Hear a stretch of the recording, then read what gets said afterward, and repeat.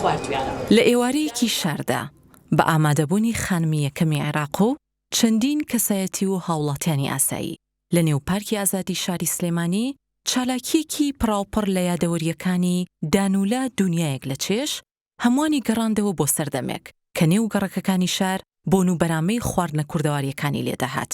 لە نێویشیاندا خواردنی دانوولە کە یەکێکە لە خواردنە ڕەسەنەکانی کۆمەڵگەی کوردی. بێگومان ئەم چالاکیە کەلتوریەش لەلایەن ناوەندی چاپەمەنی و ڕاگەیاندنی خاک ساز کرابوو. ڕاستەکەی ئەمە بەشێکە لە ناسنامەی کەلتوری ئێمە.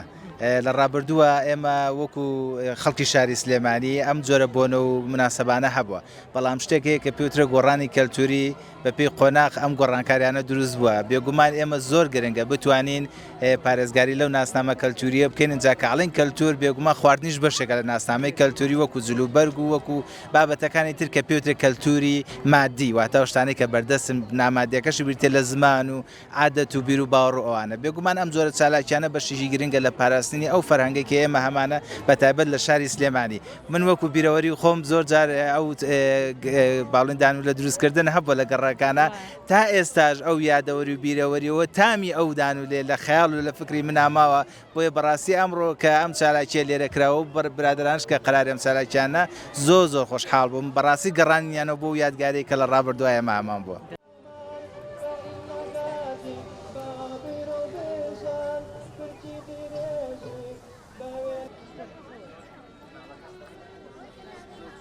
طبعاً ئێمە وەک ناوەندی چاپەمەنی و ڕاگەیاندنی خاک بۆ هەمیشە ئاماژەی پێکەین لە پەیڕە و پرۆگرامەکانیشماندا، هەمیشە ئامانجمان زیندوو کردنەوەی ئەو کلتورە کوردەواریە جوانەیە کە لە ڕابردووە هەبووە بەداخەوە لە ئێستادا لەوانەیە تۆزێک کاڵ بێتەوە بەهۆی دووربوونمان بەداخەوە لە یەکتی و نزیک بوونمان لە سۆشیال میدیا و تۆڕە کۆمەڵایەتیەکان بە شێوەیەکی گشتی.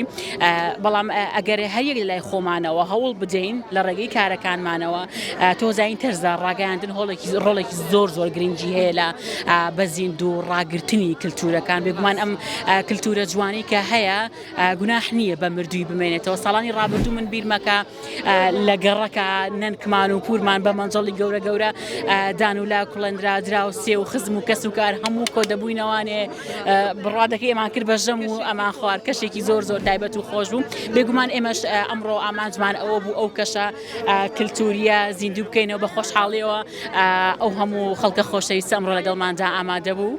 هەریەک لەو کەسانی لە چالاکیەکەدا ئامادە بوون جگەلەوەی ساتێکی خۆشیان لەگەڵ یەکدا بەسەر بردوو بە گێڕانەوەی یاد و یادەوەریەکانی سەردەمانی ڕابردوو. لە هەمان کاتیش بینینی ئەو دەستور و شێوازە کۆنەی بۆ ئەم خواردنە ئامادە کرابوو، وای لێکردن تامی ئەم خواردنە بە چێژە بکەن لەگەڵ دۆست و ئازیزانیاندا.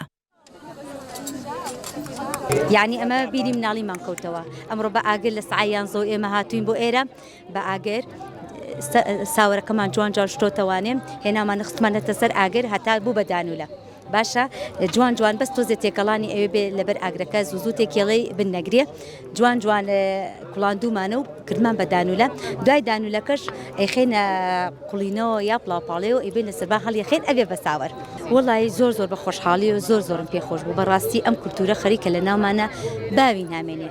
بەڕاستی ئەم گەنمە کوردی جوانی خۆمان هەیە بۆچی بچین لە دەرەوە ساوەرمان بۆ بێ. ئێستا یعنی بەڕاستی ئەم جینە نازانێ گەنم چییە یا کە دانوولە چییە. بەڕاستی ئەم گەنمە زۆر جوانە لە وڵاتی خۆمانە.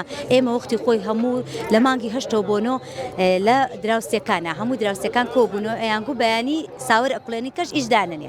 باشە ئیتر گەنمەکەیانەیە ناو ژنی گەڕک هەمووی خەریکی ساوەر کوڕان دەکە و ئامادەی کردنی ساوەرەکە هەر ڕۆژەیە یەکێکەی کوڵان. ئیتر بۆ زستان ئامادە بوو. خواردنێک بوو نەمادێکی حافیزەی تیا بوو، خواردنێکی کوردەواری پڕچێژ بوو.